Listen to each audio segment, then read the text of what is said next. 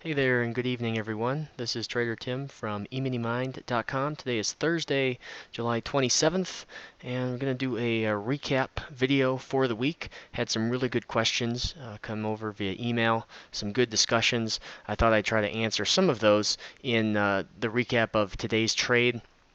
And I think going forward, I'd like to continue to try and answer more and more questions in the Thursday recap video because I know that a lot of people can benefit from some of the similar questions that will come up when you're trading. So what I thought I'd do first is to run through today's price action and today's setups on the 512 tick chart. I suppose before I do that, kind of highlighting today on the daily chart over here on the left, didn't quite come back and make a full 50% retracement, but in Tuesday's session, we're talking about how sometimes when you get these consolidation periods where you're up at a target or you're up at a high and you start to move sideways, when you break, you might be moving sideways and kind of knocking your head on highs every day. This week that we've opened up, we've really sold off in terms of making a high and then selling off right at the open, and then kind of continuing that trend today, Thursday, selling off quite a bit, dipping down below that initial new high kind of gap, bit larger body candle. And as we were talking about on Tuesday, when we break down below that low, I'm immediately looking for or have my kind of alerts up in my head for a potential V reversal, meaning we just dip below and then that's enough to shake out or hit a lot of the stops, kind of deplete the sellers or the selling side of the equation, and then watching for buyers to be able to come back in and then push the market back up to back into that consolidation range. So again, that's what we had here. We've had it quite a bit in the month of July, as well as back in June. Pretty much every time we've sold off and broke that initial breaking candle, that candle's low, we've had the hammer formation where there is buying coming in. And so that's what kind of led to my conclusion or in the Monday analysis regarding even before we broke out and filled, it came up to this negative 23% target up here at the 2475s. The market just didn't seem that bearish because every time we sold off, we were immediately bought back and closed back in the range. So that's kind of the top-down approach from looking at the daily candle today. If we move over to the 512 tick chart, as most of you know, my process for the morning is to give the market 15 minutes to settle out. And so if we start from this morning, the market opened. We started in a nice clean trend, started moving lower. I like to draw up the setups even within that first 15 minutes. You notice the first short setup triggering at about 6 minutes after the bell, so that essentially becomes a pass on the trade. But I just like to kind of start my drawings. I'll even start from the overnight session just to kind of get a sense and get in the rhythm of finding the anchor points. We then made a full retracement on the morning. Again, this is still within about the first 10 minutes of the day. And then we came up to that short, was right a couple minutes before, about 13 minutes in. And so I did not end up taking the short here. Instead,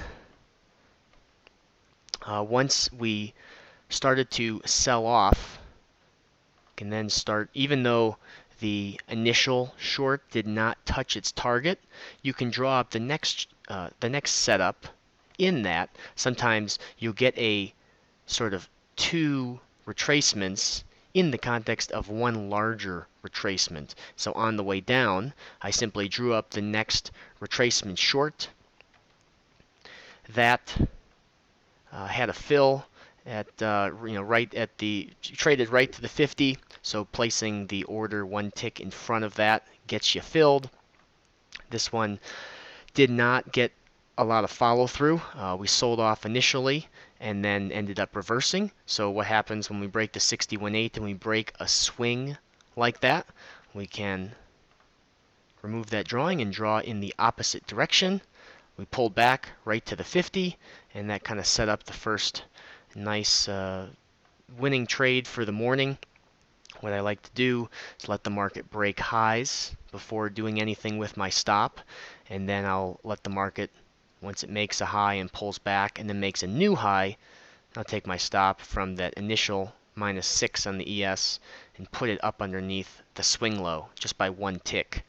Then we came up, made a new high, we pulled back, made a new high, and that allows me to move my stop up again. High, pulled back.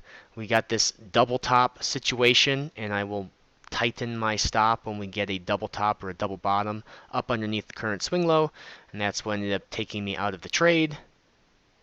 It's at that point we can switch gears, drawing the setup in the opposite direction. We've broken the swing low, and that set up right at the 50. Traded down to its target. So if you've got two contracts, you can take one off at the -23, and then once we break the swing low, you can start trailing swings. So in this case, you've got one that hits the target of the -23, and then the second contract gets taken out just above this little swing right here. And then once again, we break the swing, can draw in the opposite direction. Market pulls back, trades up to the target, trail your second contract underneath the swing low. Once that one gets taken out, it's just a matter of kind of repeating the process over and over again. Sometimes you'll get one setup and then two setups and then 3, 4, 5, 6 all in the same direction.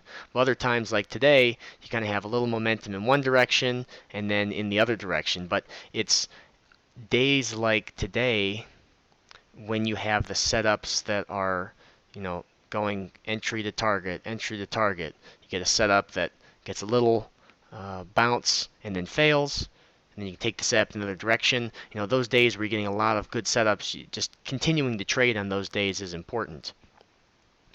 From there, if I were to back up a little bit here, so that kind of took us just about into the lunch time session, but things were going pretty good this morning. The market sold off again, breaking the once we broke the swing low. So we were, if I zoom in again, had the long setup here, and then we sold off, broke the swing low. So drawing from highs to lows, once again, taking the 50%, rounding down, adding a tick, gets you into the next short setup. And then here's where the trailing swings is super beneficial. Because when you're getting in and out and in and out, every time you put on a new trade, you have that full stop out potential, the full risk. So by simply with as little as two contracts, taking the first contract off at the -23, and then once we hit that target, we would have essentially broken the swing low as well. You can move your stop down above the next swing high, because we're now in shorts.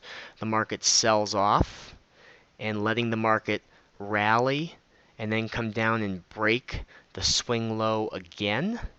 And once it breaks that swing low, you can take your stop from the previous swing high and move it to the next swing high. Now, this move is not, you're only moving maybe 2 ticks to tighten your stop. But now the market is well away from your entry, and it's really starting to accelerate. And that's how, in just swinging for a single or a double, you can end up hitting a home run. So, taking the first contract off at the negative 23, getting that, locked in profit, and then trailing your stop. As you can see, once we sold off, got another little 2-bar pullback, came down and broke lows. So then you can move your stop a big move all the way down to the 73s, and then sold off again, pulled back. Here's where we then double bottomed. So I'll take my stop and move it above the next swing low in anticipation that if it becomes a true double bottom, then we'll come up and break that, and that's essentially what we did. Market, at least in the short term, making a reversal, and that's basically the morning. So you don't have to get aggressive when you get these double bottom situations. It's just kind of preference. Another option, another thing that you can do is you can bring your stop all the way, get super aggressive, bring your stop up above the candle itself, one tick above that candle that makes the double bottom. That's a much more aggressive approach. Let's say you had 3 contracts, then you could take one off at the target, you could trail swings on one, and that third one you could get extra aggressive. So if you had 3 contracts here, you could split them up, one having a separate purpose. The first one taking it off at the negative 23, the second one trailing swings, and because we didn't break the actual low, you don't get to move your stop down again. So you've got your second contract, your stop is up here, but making the double bottom, you can take one of the 2 contracts that you have left and put it either above that swing or above the candle. So then boom, that one gets taken out. So now you've got 1 contract left, and your stop is a little bit more conservative, so it's further away. Market comes back up, gets its rollover, and then once we break down below the swing low, you can start trailing your stop down once again, and just basically riding it all the way until that swing low, or swing high rather, is broken and takes you out. The goal is not necessarily to get the exact bottom, but it's more to catch as much of the move as possible. So trading 2 contracts, having one with a specific target.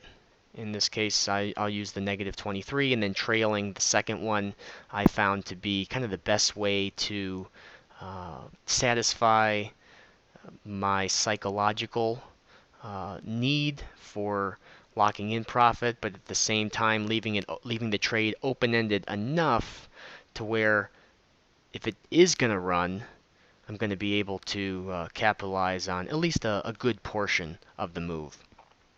So that's kind of a summary of this morning, and had some good discussion about today's trade as well as yesterday via email. And as always, you can email me, tim@emoneymind.com, and I'll try to answer more questions in the video in addition to our conversations that we have via email. I hope you have a great weekend. As always, we'll be doing the live trading session on Tuesday. You can check that out at emoneymind.com/VIP, and we will talk to you next week. Thanks, everyone.